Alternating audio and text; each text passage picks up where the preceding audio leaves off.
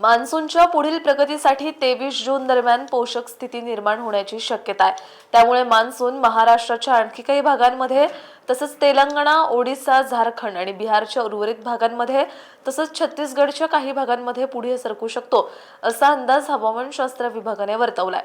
राज्यातील शेतकरी मान्सूनच्या सरींची प्रतीक्षा करतायत। मान्सूनच्या सरी अभावी पेरण्या खोळंबल्यात। मान्सूनची सीमा आजही हरणे, सोलापूर, हैदराबाद, भद्राचलम, कोरापुट, फुलबनी, रांची, जमुई, मुझफ्फरपूर भागात जैसे थे। 8 जून रोजी मान्सूनने राज्यातील रत्नागिरी, सातारा आणि सोलापूर पर्यंत मजल मारली, परंतु मागील 2 आठवड्यांपासून मान्सूनची प्रगती ठप्प आहे। मान्सूनने व्यापलेल्या भागातही पावसाने दडी दिली आहे, त्यामुळे राज्यात उन्हाचा चटका वाढला असून घामटा निघतोय।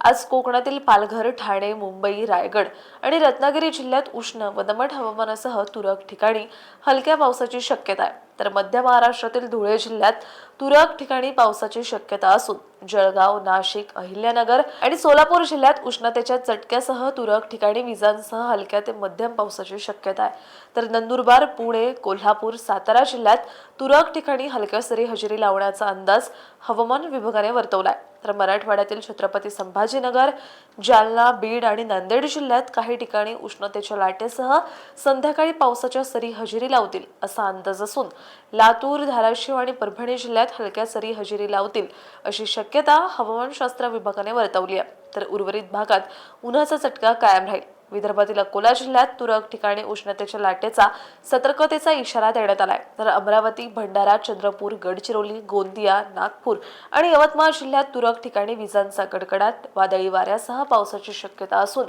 उर्वरित भागात कोरड्या हवामानाचा अंदाज हवामानशास्त्र विभागाने दिलाय। अशाच हवामान अपडेटसाठी ॲग्रोवनला सबस्क्राईब आणि फॉलो करायला विसरू नका।